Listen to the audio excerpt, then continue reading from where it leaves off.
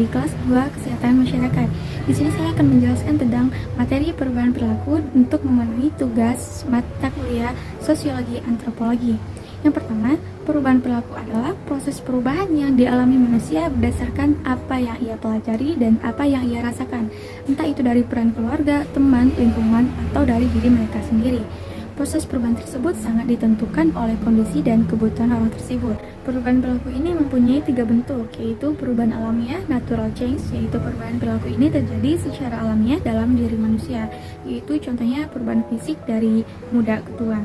Lalu yang kedua, perubahan terencana, yaitu planned change, perubahan perilaku yang memang sudah direncanakan oleh orang tersebut. Contohnya, seseorang pengangguran yang ingin merubah nasibnya dengan berusaha bekerja agar mendapat penghidupan yang layak dan berpenghasilan.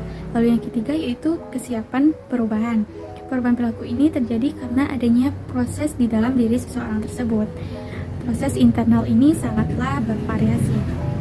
Lalu yang selanjutnya yaitu perubahan perilaku dan indikatornya. Secara teori, perubahan perilaku seseorang menerima perilaku baru dalam kehidupannya melalui 3 tahap. Yang pertama, perubahan pengetahuan. Sebelum seseorang menerima perilaku, ia harus tahu terlebih dahulu apa arti dan apa manfaat perilaku tersebut bagi dirinya, bagi keluarga, dan orang-orang di sekitarnya. Indikator-indikator yang dapat digunakan untuk mengetahui tingkat pengetahuan dapat dikelompokkan menjadi 3, yaitu pengetahuan tentang sakit dan penyakit, pengetahuan tentang cara memelihara kesehatan dan cara hidup sehat, lalu yang ketiga, pengetahuan tentang kesehatan lingkungan dan pengendalian penyakit. Lalu yang kedua, sikap setelah seseorang mengetahui dorongan atau rangsangan suatu objek. Proses ini akan menilai atau bersikap terhadap rangsangan atau objek kesehatan tersebut. Indikator untuk sikap kesehatan juga sejalan dengan pengetahuan kesehatan, yakni sikap terhadap sakit dan penyakit, sikap cara pemeliharaan dan cara hidup sehat, dan sikap terhadap kesehatan lingkungan. Lalu yang ketiga yaitu praktik atau tindakan setelah seseorang mengetahui rangsangan atau objek kesehatan tersebut. Kemudian ia mengadakan penilaian atau pendapatan terhadap apa yang ia ketahui. Proses ini diharapkan ia akan melaksanakan atau mempraktekannya apa yang ia ketahui dan disikapinya dinilai baik atau tidak untuk dirinya sendiri. Indikator praktik kesehatan juga mencakup hal-hal tersebut. Di Asia ini tindakan sehubungan dengan penyakit, tindakan pemeliharaan dan cara peningkatan kesehatan, dan sikap tindakan terhadap kesehatan lingkungan. Lalu pertanyaan ketiga yaitu bentuk-bentuk strategi perubahan perilaku. Yang pertama yaitu menggunakan kekuatan atau dorongan yang berlangsung dengan cepat, namun belum tentu berlangsung dengan lama juga karena perubahan perilaku terjadi didasari dengan kesadaran diri kita sendiri. Contohnya yaitu dengan peraturan perundang-undangan harus dipatuhi oleh masyarakat. Contoh lebih kecilnya yaitu mematuhi rambu-rambu lalu lintas. Lalu yang kedua, pemberian informasi.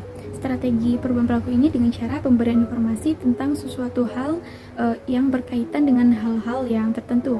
Contohnya dengan cara pemberian informasi kesehatan agar individu dapat merubah pola hidupnya menjadi lebih baik dan lebih sehat lagi.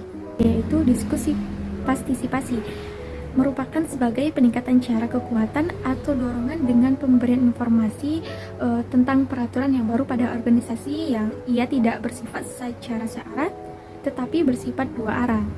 Selanjutnya yaitu proses dalam perubahan perilaku. Menurut Trans-Theoretical Model yang diperkenalkan James Prochaska dan Carlo Di Clementi pada akhir tahun 1970, ada sejumlah proses yang terjadi dalam perubahan perilaku. Mereka menyebut bahwa perubahan tidak terjadi dengan mudah, serta membutuhkan komitmen untuk dapat terwujud dengan mudah dan dilakukan dengan baik. Ada beberapa proses utama dalam perubahan perilaku.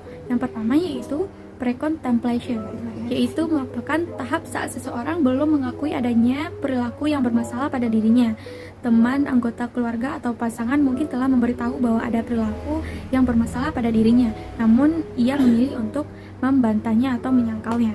Lalu yang kedua yaitu contemplation. Pada tahap ini seseorang akan semakin sadar soal manfaat melakukan perubahan ini, namun adanya konflik dalam diri mereka untuk memutuskan apakah perubahan ini perlu dilakukan atau tidak. Lalu yang ketiga yaitu preparation. Tahap ini saat seseorang mulai melakukan perubahan kecil sebagai bentuk persiapan, misal saat ingin menurunkan berat badannya, Anda akan beralih ke makan makanan yang rendah lemak.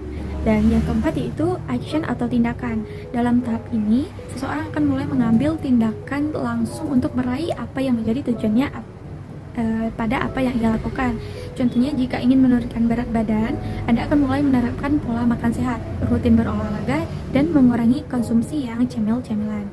Selanjutnya, maintenance yaitu merupakan tahap saat Anda mencoba untuk mempertahankan perilaku baru. Pada tahap ini, cobalah mencari cara untuk menghindari godaan tersebut. Beri hadiah atau mengapresiasi diri ketika Anda berhasil menghindari godaan perubahan perilaku yang buruk itu terjadi lagi.